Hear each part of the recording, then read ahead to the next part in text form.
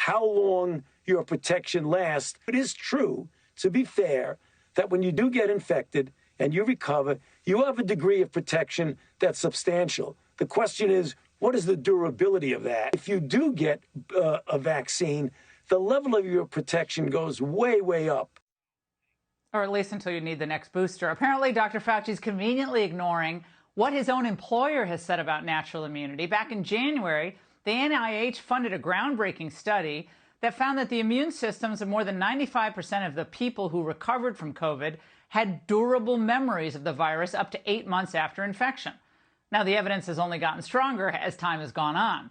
As of October, at least 135 studies established that natural immunity was equal to or stronger than the vaccines. Joining me now is Dr. Peter McCullough, epidemiologist based in Dallas, Texas. Dr. McCullough, what game is Fauci playing here on the question of natural immunity and why? Well, the burden of proof really lies on those who think the second infection is possible.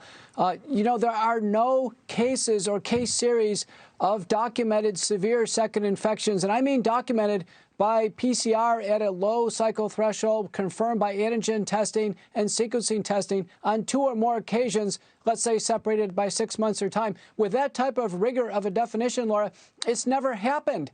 And so what we have now is a situation, it's clear, Dr. Alexander summarized it now, over 135 studies demonstrating natural immunity is robust, complete, and durable. It's one and done. And at this point in time, people who have had the infection, it's over with. They've recovered. They don't need to prove their immunity. They can go on in life without any concerns of getting COVID-19 a second time.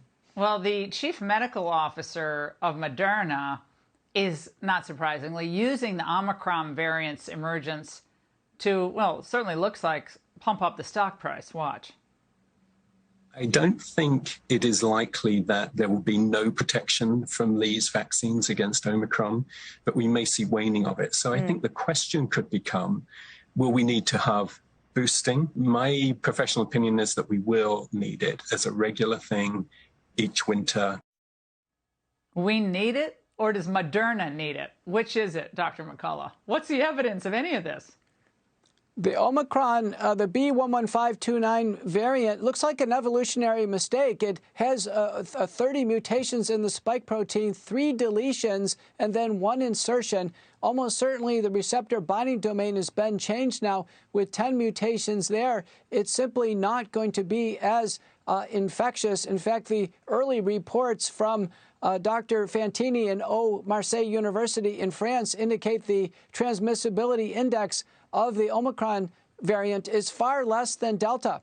And so it doesn't look like it's going to have the evolutionary efficiency to become a dominant strain. I think it's going to be like the Lambda and the Epsilon variants previously described during the most recent year in COVID-19. It'll become a minor variant. So I certainly wouldn't be looking for wrapping up on new vaccines or boosters to try to target this variant until we have more data. But they're actually doing that.